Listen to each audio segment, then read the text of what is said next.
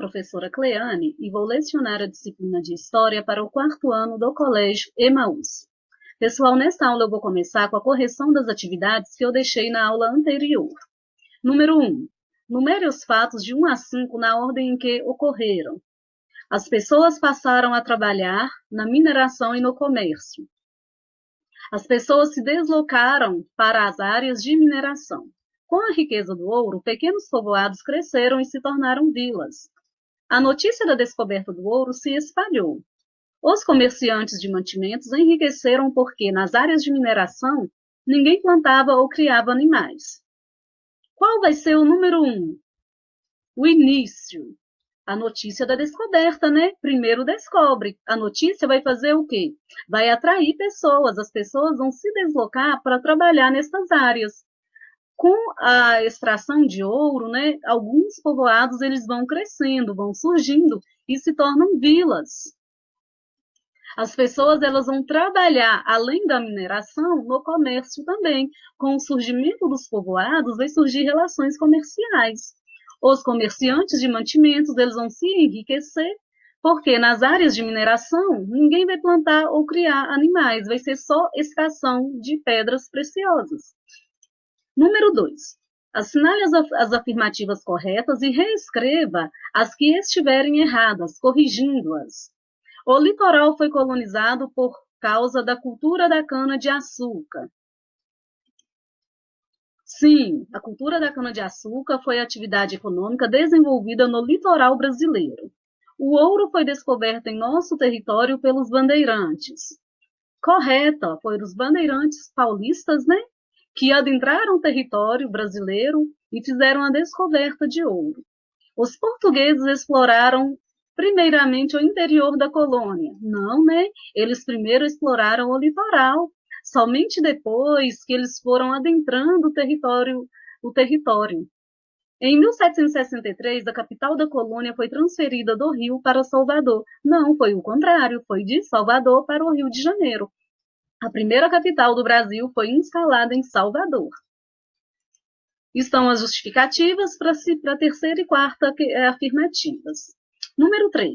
Qual foi a principal atividade econômica do Brasil colônia durante o século XVIII? A mineração, a extração de ouro e pedras preciosas. Número 4. O que foi o Tratado de Tordesilhas? Foi substituído por qual tratado? O Tratado de Tordesilhas ele foi um acordo, né, firmado entre Portugal e Espanha. Neste acordo, dividiam as terras que pertenceriam a Portugal e as terras que pertenceriam à Espanha. Como os limites do Tratado de Tordesilhas não foram respeitados pelos bandeirantes, em 1750 é firmado um novo acordo, o Tratado de Madrid. E neste acordo, o Tratado de Madrid, a colônia brasileira, né, vai estar com um território muito maior. 5. Muitas cidades em Minas Gerais surgiram a partir da mineração. Cite pelo menos 3. Congonhas, Ouro Preto e Diamantina. Tem várias, gente. 6. Por que a capital da colônia foi transferida de Salvador para o Rio de Janeiro? Vamos lembrar o contexto? Até a descoberta do ouro, a região Nordeste era o principal centro econômico da colônia Brasil, né? Com a descoberta do ouro, a economia ela vai mudar. O principal centro econômico vai se tornar a região Sudeste. Então, a capital ela vai ser transferida para o Rio de Janeiro. E o principal porto de onde se enviava ouro para Portugal estava localizado também na cidade do Rio de Janeiro. Número 7. Quem eram os tropeiros e por que foram importantes para o povoamento da colônia? Os tropeiros eles eram pessoas que faziam o transporte de mercadorias e de animais para as regiões das minas. Esses tropeiros eles faziam paradas, né, nos albergues, que eram locais para descanso, locais onde eles iam fazer abastecimento, né, iam abastecer de mercadorias, e esses locais de parada foram crescendo, foram se tornando povoados. Finalizamos a nossa correção. Nós vamos iniciar um assunto agora, falar sobre o trabalho escravo e imigração no território brasileiro. Nós já vimos que durante o século XVI, século XVII e grande parte do século XVIII e XIX, gente, predominou o trabalho escravo. Inicialmente, os portugueses, quando chegaram aqui no território brasileiro, eles tentaram escravizar a mão de obra indígena. Só que os indígenas foram mais resistentes, eles conheciam o território, então eles escapavam mais fácil. Um outro fator também, muitos indígenas eram acometidos pelas doenças dos europeus. Então, a mão de obra indígena, escrava indígena, ela foi substituída pela mão de obra escrava africana. Entre os séculos XVI e XIX, milhões de mulheres, crianças e homens, eles foram trazidos à força em navios negreiros, foram trazidos à força da África para trabalhar aqui na colônia brasileira, né? Na lavoura da cana-de-açúcar, na extração mineral e na lavoura de café, na produção do café. Essas pessoas, gente, elas já possuíam algum tipo de conhecimento. Eram ferreiros, eram agricultores, carpinteiros, entre outros. Eles já tinham técnicas agrícolas, suas atividades. Nessas viagens, gente, quando os africanos eles eram transportados para o Brasil em condições péssimas, vinham em condições desumanas, inclusive. Eram transportados acorrentados e no porão dos navios. Muitos, inclusive, morriam por sede, por falta de alimento, por conta de doenças também. Inicialmente, esses escravos eles foram levados para trabalhar nos engenhos. Lembra que a produção da cana-de-açúcar foi uma atividade econômica importante no Brasil colônia nos séculos XVI e XVII? Depois, com a descoberta do ouro, esses escravos eles foram trabalhar nas minas e, no século XIX, na produção do café, na cultura do café. Nessa imagem aqui está representando, gente, um mercado de escravos. É uma imagem de acordo com a imaginação deste pintor, Johann Moritz Rugendas. Este pintor, ele idealizou como seria este espaço e fez a pintura. A gente pode observar a diferença, né, em relação às pessoas. Os brancos, eles estão vestidos, estão de pé, enquanto os negros, que serão os escravizados, eles estão agachados. Nesse texto, eu trouxe para vocês falando como que ocorria a travessia do Atlântico, a travessia da Brasil.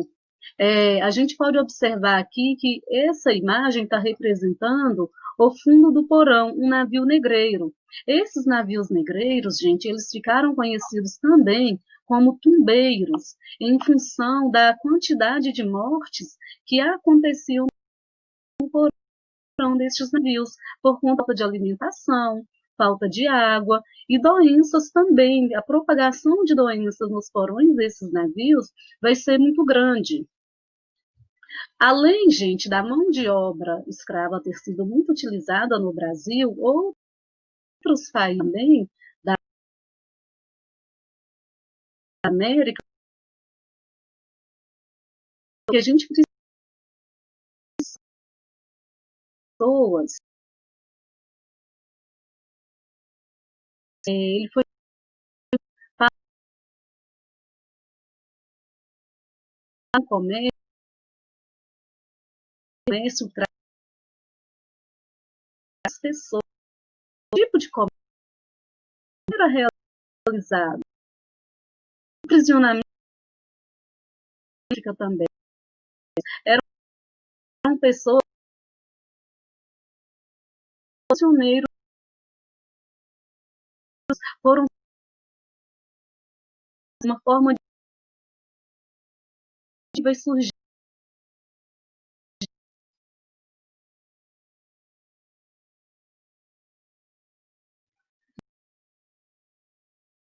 africano, os engenhos instalados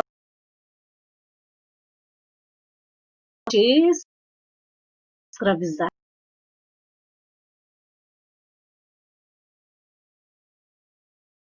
de açúcar,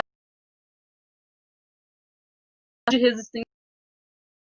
Ao longo do grande crescimento no Rio de Janeiro, passou a ser um FESAI, gente. A lei os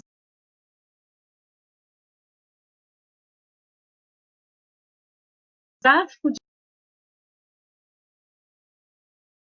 pessoas, produto de pessoas, dessas pessoas, este período aqui, a gente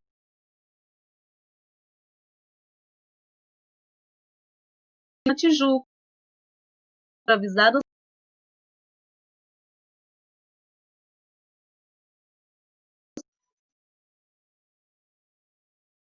no Brasil.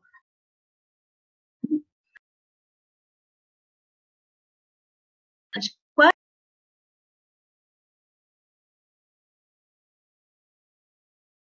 anos,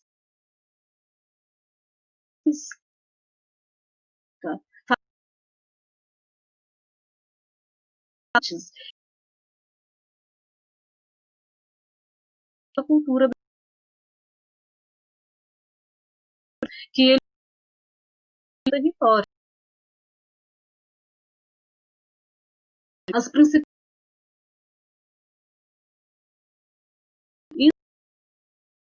do século, Golfo da Guiné,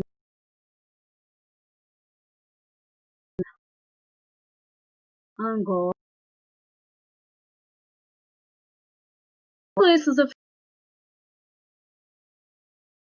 se comunicam diferentes.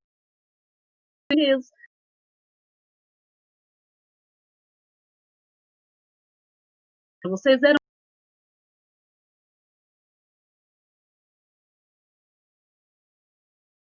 aqui para. Então, quando eles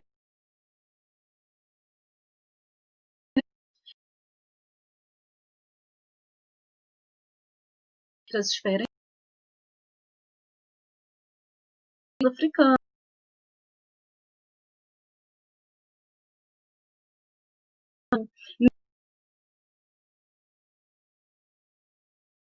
destes poluição e da vai ser a partir da pressão. Muitos países já vão ter abolido a escravidão neste período, quando o Brasil vai elaborar a lei de abolição da escravidão. A abolição é o fim, tá, gente? Com a expansão das indústrias na Europa e na América do Norte, era necessário que houvesse mão de obra assalariada. Então, as pessoas elas tinham que trabalhar e receber um salário, elas tinham que ter condições de consumir os produtos industrializados que eram fabricados na Europa e na América do Norte. Só que muitos fazendeiros, nessa época, aqui no Brasil, eles dependiam da mão de obra escrava e insistiam para que ela fosse mantida. Eles brigavam para que a mão de obra escrava permanecesse. Neste meio tempo, neste contexto, vão surgir várias campanhas abolicionistas, várias campanhas de apoio à abolição da escravidão. Inclusive, muitos africanos que já vão ter conquistado a sua liberdade, eles vão invadir fazendas, eles vão atacar essas fazendas também, fazendas onde ainda predomina a mão de obra escrava, como forma de resistência, como forma de luta para haver o fim da escravidão. Somente em 1888 é que a princesa Isabel, filha do imperador Dom Pedro II, ela vai assinar a Lei Áurea. A Lei Áurea é a lei que vai pôr fim à escravidão no Brasil. Mas ela fez isso que ela foi boazinha? Porque ela queria realmente libertar os escravos? Não, gente, ela vai fazer isso após muita pressão da Inglaterra, como eu falei para vocês. A Inglaterra, inclusive, ameaçou não reconhecer a independência do Brasil, que aconteceu em 1822, por conta da escravidão, que ainda predominava no território. Então, a partir dessa grande pressão, é que a princesa Isabel vai assinar a Lei Áurea. E essa lei, gente, ela foi elaborada de tal forma que não criou condições para que a situação dos escravizados, dos ex-escravizados, fosse uma situação de tranquilidade, para que eles pudessem estar integrados à sociedade, com oportunidade de emprego também. Então, muitos destes ex-escravos passaram por muita situação difícil, por situação precária, por péssimas condições de vida, porque eles não tiveram ações, né, que integrassem eles à sociedade. Ações criando planos de moradia, criando planos de emprego, planos de acesso, né, a conhecimento. Então, a Lei Áurea, ela simplesmente foi assinada, né, foi criada e não deu condições de sobrevivência para estes ex-escravos. Muitos, inclusive, não conseguiam nem se sustentar. Finalizamos a nossa aula, tem algumas atividades para vocês fazerem. Para fazer a atividade número 1, precisa fazer a leitura deste texto. Deem pausa aí no vídeo para fazer a leitura e depois responder as perguntas. As perguntas são essas, tá? O texto não precisa copiar, gente, mas copiem as perguntas no caderno. No número 2, para responder a questão, precisa fazer a análise dessa imagem. No número 5 também tem um texto bem pequeno, né, para responder, é um texto simples, não é um texto complicado.